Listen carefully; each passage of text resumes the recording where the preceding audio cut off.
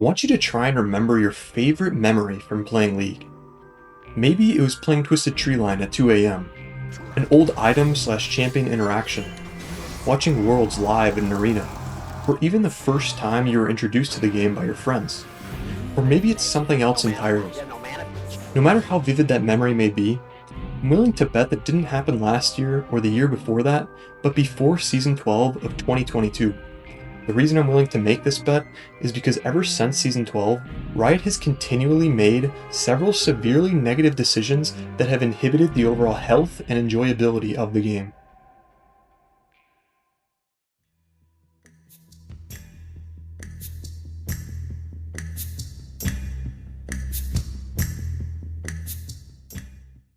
League has undeniably seen a fall from grace in recent years, which is largely evidenced by lowering view counts, a decreasing player base in the West, and simply and most importantly, a dull and boring gameplay loop which many old players are sure to recognize. Every game used to feel raw and exciting, but nowadays it feels like nobody even wants to be in the lobby past the 5-minute mark. So boring, man. Dude, it's so dead. It's every f***ing game.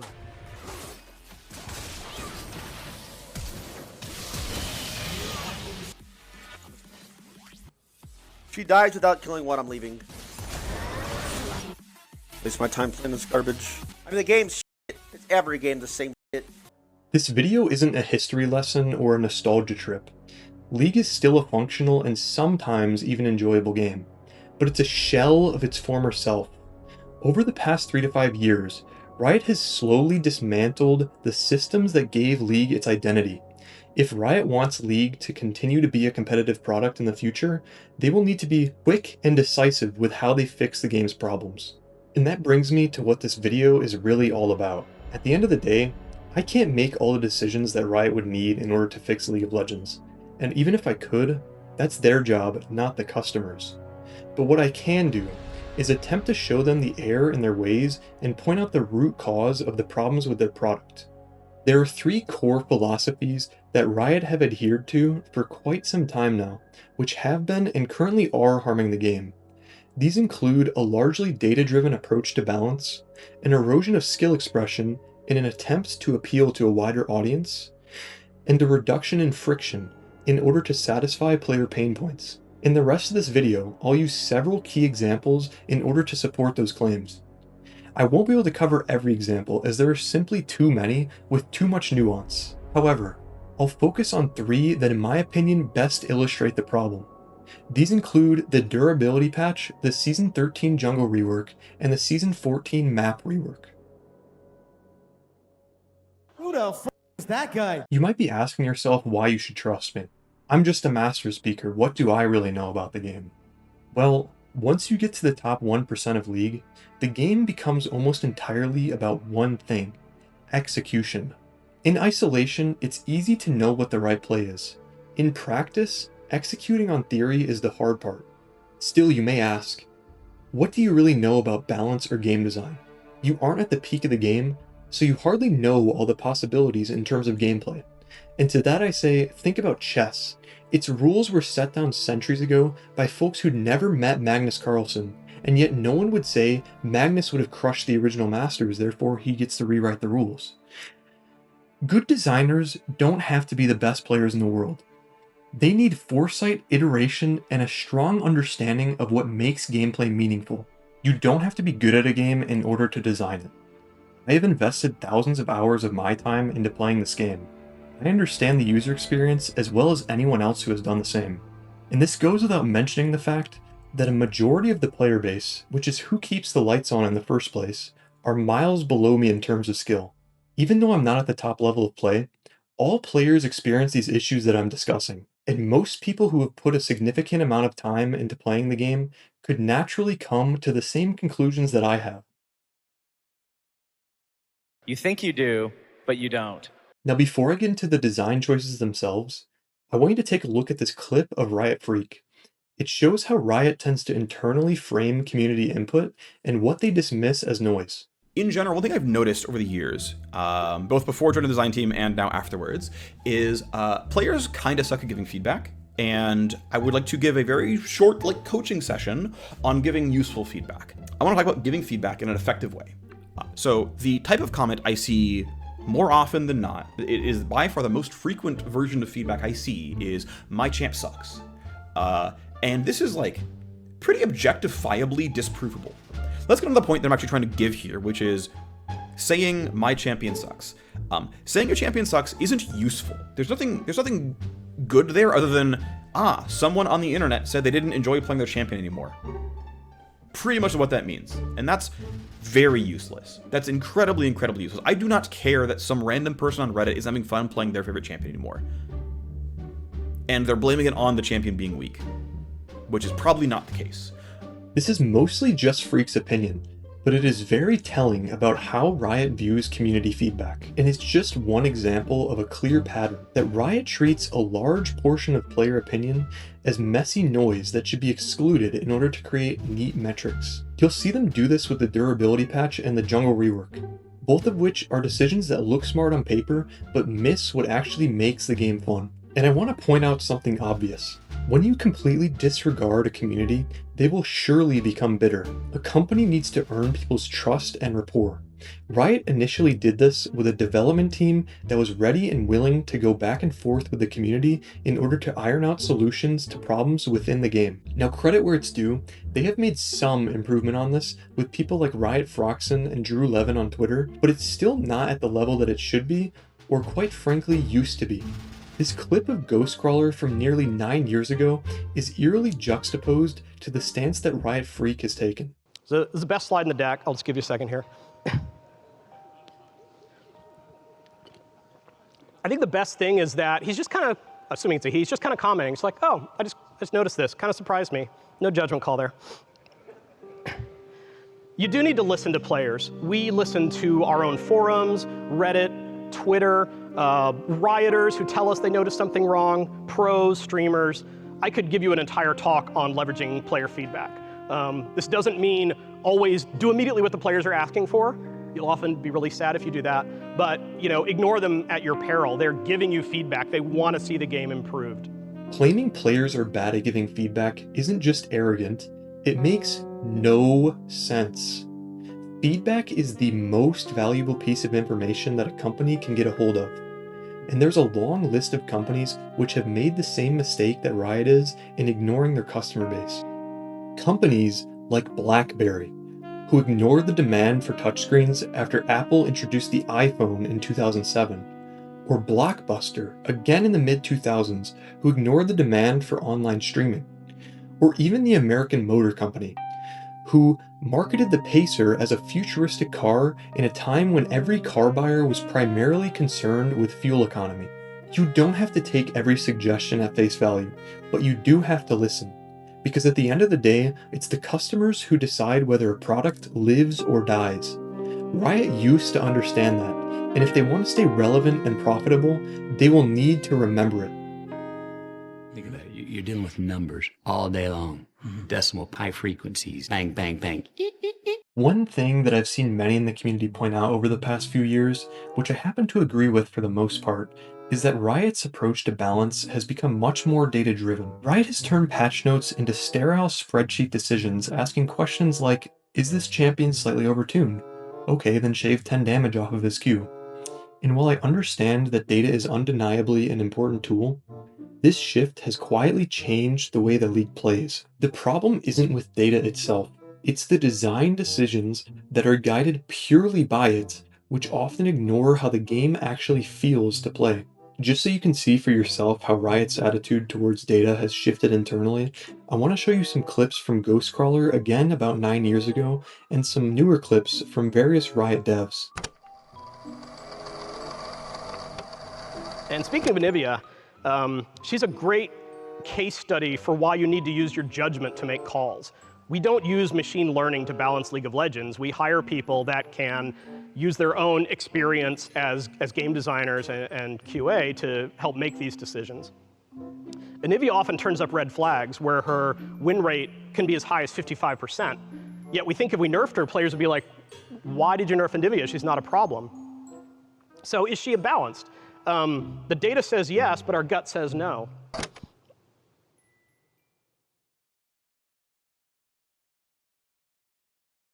And this is what we came up with as insights, and this is our mission. So we strive to empower rioters to make player-informed strategic decisions and data-powered products.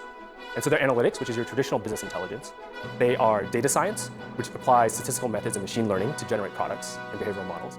They're research, which is actually a combination of user research and market research. And last but not least, a technology team, which helps us ingest, store, process, and serve up all of that information. Data discipline is a pretty new discipline that was created. As the name suggests, we're all about data. What we're here to do is basically make models and build prediction models using data. Inside of Riot, I think data science has a very pervasive effect. More and more, you're seeing different departments and initiatives find a lot of value in what data science and data can bring to them. We honestly operate very much like research scientists, so we get to take this and immediately apply it to real-world problems and then see the impact it has on players. The goal is all the data that we get from players we use to improve the experience using machine learning or other learning methods. We're very data oriented, as you can imagine. I'm probably one of the biggest advocates for using data because anecdotal is just it's so hard to use and it's so prone to bias and all of these things. So when there's a game designer thinking about, hey, I want to introduce a new dragon into the neutrals camp, a data scientist can kind of be there to be well, you sure you want to do that? 70% of all players don't go after the dragon, or we've got this kind of response, we've got this kind of sentiment around these kinds of dragons. Here's another banger by Freak. Came out today, okay? Will Rakan ever see nerfs? Honestly, I don't find it pressing. His win rate is kinda high, his pick rate is high, that's a good thing, and his ban rate is relatively low.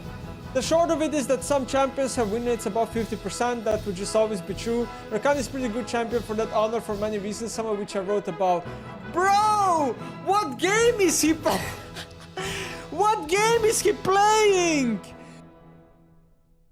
Data analyst, solo queue data. The data world. Data, aggregate data. Data science, pick rate data. Data. I'm a big advocate of playtesting your own game. Having a playtest team, having a lot of data from players is no excuse not to play the game yourself. If you don't, you'll miss stuff. You won't really understand the player experience. Numbers just can't tell you the entire story. And sometimes it's going to be really obvious. You're like, oh, I understand the win rate of this champion. It's because nobody can tell what's going on with their spell visuals. They don't know if they're standing in the fire or not. I try to play League every day. I don't always succeed. I've been at GDC, not playing a lot of League right now. But it does help to stay in touch with what players are talking about.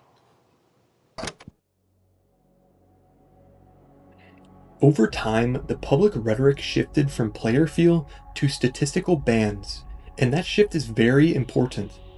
To see how this metrics-first strategy plays out in practice, I think we need to look no further than the durability patch, which makes this failure mode obvious. Riot heard that players wanted teamfights to feel more tactical and last longer, and instead of looking at the very complex systems that are class, champion, and role balance, Riot decided to solve this problem with their idea of a lever, which boiled down to raising everyone's base defensive stats while nerfing sustain. The logic that the balance team was following is simple. Increase tankiness so that kills take longer.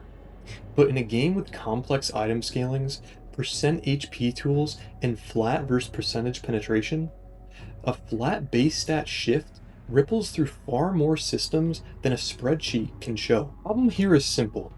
Riot tried to fix a live, interconnected game by attempting to tune a simulation. Increasing everyone's defensive stats didn't just simply make fights last longer, but it also changed how almost every class functions throughout the entire game. All of a sudden, assassins cannot threaten mispositioned squishy champs the same way they used to. Tanks were initially too good, but ended up feeling even more so like bruisers that just dealt less damage. This patch also aided in creating one of the most stale mid lane metas to ever exist, where someone would pick a control mage mid lane and essentially make it impossible to roam or kill them in lane. Mid lane quickly became a farm fest for the first 10 to 15 minutes of every single game.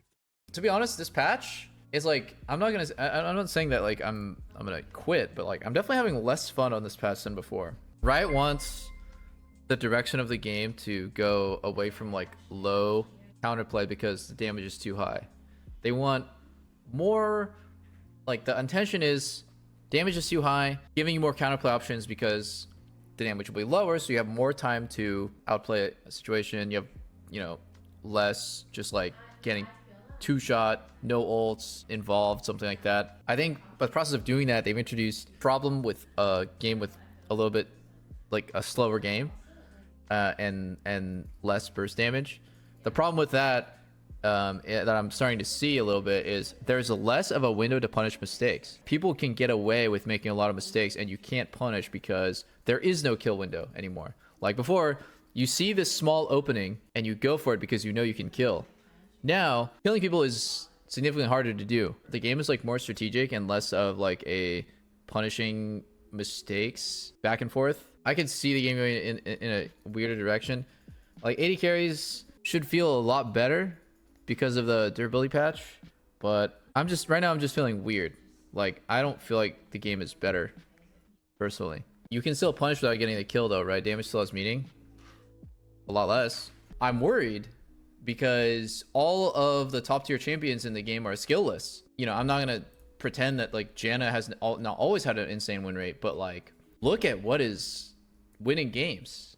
Like you can't argue with the fact that if you really want to win, you play this. I've seen so many metas, and I know when I feel like I have a good gauge on like what a regular person enjoys in League, and I gotta say, like, we're all fucking cavemen. Like, we love fighting. Fighting is so fun. Play League to queue it up so we can get into crazy fights, maybe get some outplays, have 10 deaths, have 15 kills. Okay, job done, dude. Just one Nexus explodes, we go next. That's fun. We're all fucking Neanderthals, man.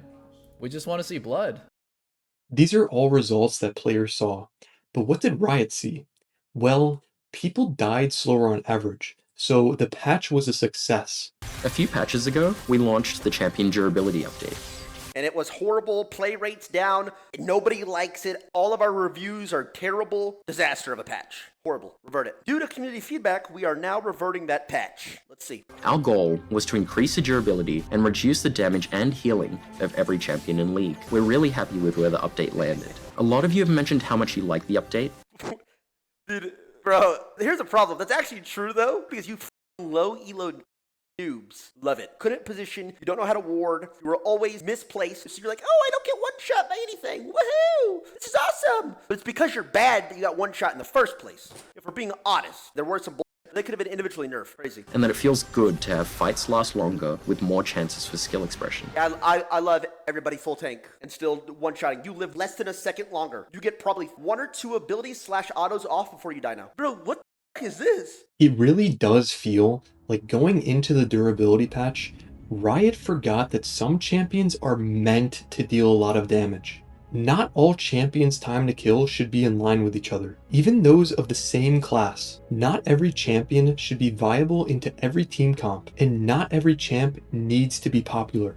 Just as a side note on champion popularity, I wanted to bring up Aurelion Sol. Riot invested a lot of time into designing this champion's rework with the intent of making him more popular. And although he did climb in pick rate by a pretty substantial amount, he's still far from a staple pick.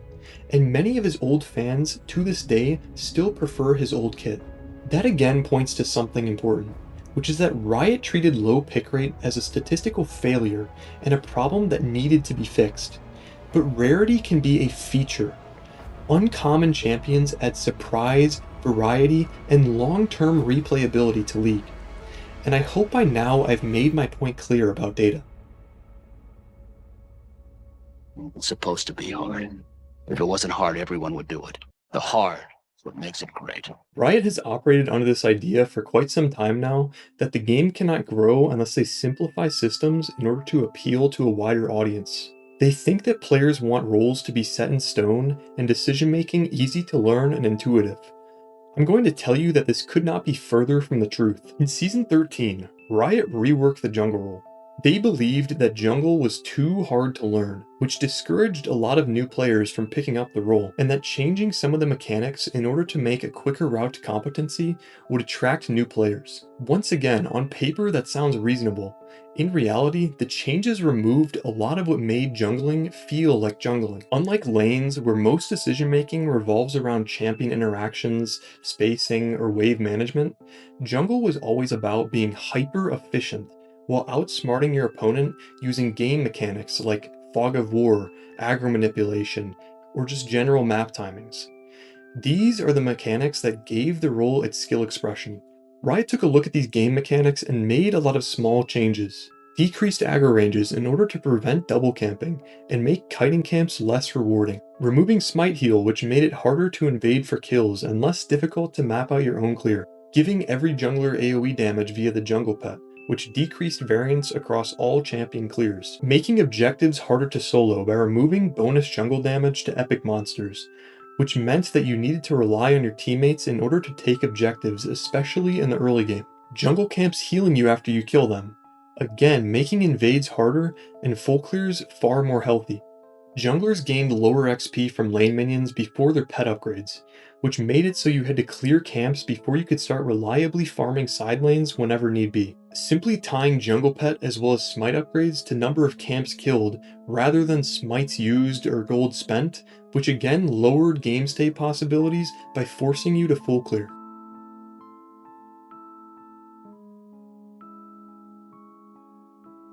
So look at the damage I do on my red. 40 with Q, 70 with auto attacks, and the pet does 22 true damage as well. Now look at the enemy red. I do 33 instead with Q, 58 with auto attacks, and the pet still does 22 true damage. Now when you look at all of these changes together, they are not just a collection of micro fixes. They are a clear and practical execution of a philosophy. Reducing skill expression and collapsing decision space will attract new players. To really show you how much decision making the jungle role lost, let me show you something simple. This is what a typical heuristic tree might look like pre-Season 13 jungle rework. Your decisions would branch depending on champion matchups, lane priorities, 2v2, 3v3 strengths, and general lane setup. Stuff like clear speed differences and whether or not your opponent would contest you actually mattered, and because of that, every game looked different early on. Now here's what it felt like post-jungle rework. Most jungle champs suddenly had equal clear speeds. Almost no one fell low during their clear, and your power level is closely tied to number of camps killed. This is what lowering skill ceiling looks like in practice. And I won't go into much detail on the Season 14 map changes here, but anyone who plays the role knows how much further the heuristics collapsed. In the majority of games, the default is simply full clear to bot lane and show up at objectives. That's not a strategy, that's a checklist. Some keen viewers with an interest for game design might be asking, why does it matter if heuristics became simpler? This could just be a product of League becoming aged and figured out. And going back to the chess analogy, chess is a whole set of book moves, and its opening theory is fairly figured out at this point. Well, the truth is that League is not chess. It's a live service game, and thus allows for iteration in order to solve some of these problems of variance reduction or meta consensus. So going way back, like way before my time, to the genesis of League of Legends, Mark Merrill and Brandon Beck were talking about the kind of games they like to play and how frustrated they got playing a competitive game, because that's the kind of games they play, when the game would stop being updated. Like, the development team probably knew there was an exploit, or not even exploit, just like a strategy that always trumps the other strategies, and it felt like everyone is using this, the developers probably know about it, why don't they fix it? And so they really wanted the game they made, which ultimately became League of Legends, to be a game that was curated, that was something we constantly looked at and updated. And if there was a pain point or a frustration or a strategy that couldn't be beat or a strategy that was all anyone used, Riot would step in and try to fix that so that players didn't have to go too long. It's also worth pointing out, like I mentioned before, that we want adaptation to some degree to be an important skill for League of Legends, because the game is going to change, even if Riot doesn't step in. And it's important that, you know, one of the execution is very important to being good at League, but so is just being able to shift as the game itself shifts. Some amount of that we think is healthy. Skill expression is what keeps people playing, watching, and innovating new strategies within the game. The deeper and more skill expressive a game is, the more opportunity there is for players to master their gameplay. This causes more variance in pro play and solo queue strategies, which makes the viewing experience more interesting as well, and it allows people to theorycraft and innovate on meta and strategies with things they thought were once impossible within the rules of the game. The practical outcome of the jungle rework was a clear removal of skill expression at the top end. Now, I also want to clarify that our first commitment is to you guys who are super active who are playing the game now. We don't want to dumb the game down just for the sake of someone who may or may not come back to League after they've taken a break. We really have to commit to making sure the game is fun for people who are actively enjoying it. Now make no mistake, this is not a tuning problem. It's proof of an internal philosophy that trades long-term depth for short-term comfort. If Riot keeps treating accessibility as an excuse to erase decision space, the game will gradually lose the very reason people play, watch, and invest time into it. They shouldn't be asking themselves, how can we make the jungle role more approachable? The questions they need to be asking themselves are, how can we make the jungle role even more exciting and rewarding enough so that new players want to learn it, despite the grind and frustration, because it offers a strategic chess-like side to League that lanes simply cannot. Did you know that the first Matrix was designed to be a perfect human world where none suffered, where everyone would be happy? It was a disaster. Riot's design choices show a clear prioritization of safety over friction. Anything that felt sharp or punishing, or anything that made the player uncomfortable. The game stopped being designed to test you and started being designed to protect you. And this sounds nice until you realize what friction actually is. Friction is dying instantly because you made a mistake. Friction is losing a game because of one greedy fight. Friction was getting invaded, falling behind and feeling the game was completely lost because you messed up. This isn't cruelty, it's a feedback loop. League used to be brutal because it trusted its players to learn from their failures. Over time, this assumption changed. The design philosophy shifted towards the idea that if a player feels bad for too long, they'll quit. Once you look for it, this shift shows up everywhere, not just in any single patch note, but in the intent behind many of them. The durability patch wasn't just about damage numbers, it was about how often one mistake would lead to your death or even losing the game outright. The jungle rework wasn't just about clarity, but making sure that being bad at a role didn't hurt quite as bad, and being good at it didn't allow you to snowball quite as hard. Above all else, the Season 14 map changes exemplified this philosophy better than any other patch. Aside from attempting to increase fairness between red and blue side, which is actually a fairly noble aim that the game likely needed, it also aimed to make solo lanes much safer. Riot's patch notes state that they wanted to make solo lanes a bit more protected from junglers. That reads like fairness. In practice, it reduces volatility. Top lane matchups are less likely to collapse from one bad decision, and jungle pressure is intentionally diminished.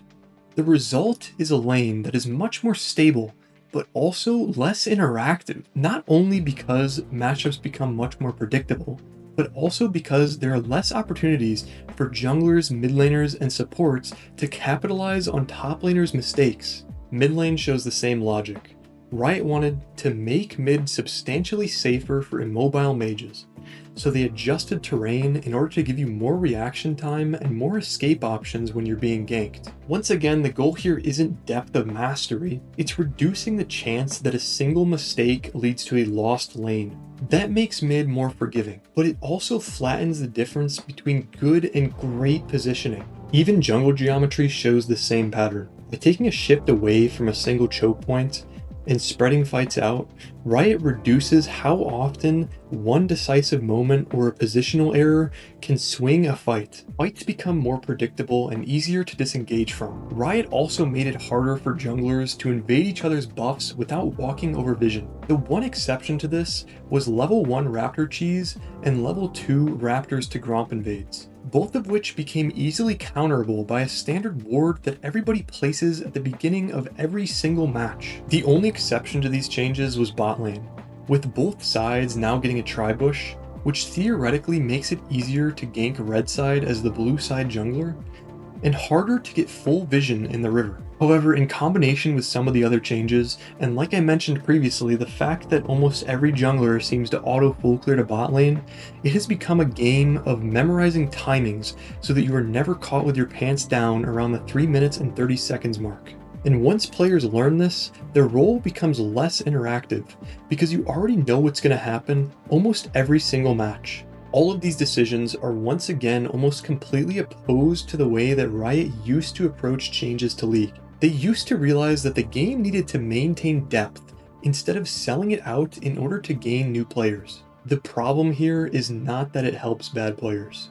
The problem is that it gets rid of many emotionally intense moments within League that only happened due to personal failures being obvious.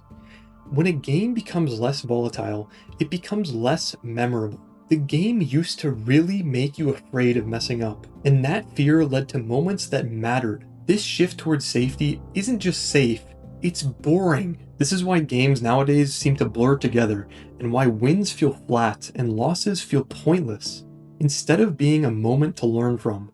Now make no mistake, Riot isn't making these changes by accident. They're doing this because frustration causes customer turnover, and they want the people who enjoy the game to continue playing it for as long as possible. But frustration is the price you need to pay for mastery. And when you design a competitive game around reducing pain instead of maximizing meaning, you don't get a healthier game. You get one that people slowly fall out of love with.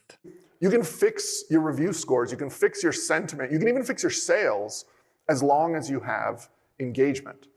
As long as you have a community of players who care about and are passionate about your game.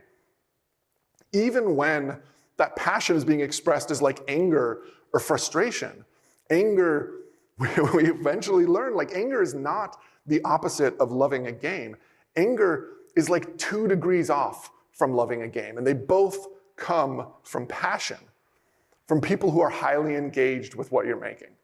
And the opposite of loving a game, the thing that could kill you, is apathy. And that's so much more scary than anger. Do you love this game? I mean, love it with your whole heart. Because if you don't, let's not even bother. Riot's internal philosophy shift over the past few years is obvious. They want the game to be more streamlined and less difficult to grasp for new and returning players. But none of this is why we fell in love with League of Legends. We love League because of that one champion that you invested thousands of hours on, learning every little aspect of its kit and memorizing it all by heart. We love League because of the fact that every time you queue up, it's a radically new experience due to unique drafts and individual player decisions. We love League because of the sheer potential for greatness, personal storytelling, and strategy discovery within the game. We love League because at the end of the day, it's all we have in the competitive strategy game market. No one that loves League wants to play Dota 2 or Smite or Supervive because they just can't scratch the same itch. And if you love League, you know this. Riot Games has gotten lucky in recent years. Back in the day, they had the right monetization model in order to succeed globally and retain a profitable player base. Then, they managed to iterate upon and maintain the most polished product on the market that no competitor was able to hold a flame to. However, this truly genius design has been slowly corroding from the inside out. And I'm afraid their luck is running out. It's only a matter of time before someone comes up with a better idea for a competitive, strategy-based team game that surpasses the likes of League or Dota. It's on Riot to assess this risk and make adjustments accordingly. And it's on us, the consumer, to speak with our money. If you are unhappy with the state of League, I want you to remember something. No one has more power over the direction a company takes than the consumer. If you don't like the direction that this game, or any other game for that matter, is going, yes, you can complain on forums or in public, but nothing gets them to listen quicker then putting your money where your mouth is. If you are considering buying RP, maybe you should think about the most recent patches and whether or not you actually support the direction that this company is taking with a product you once loved.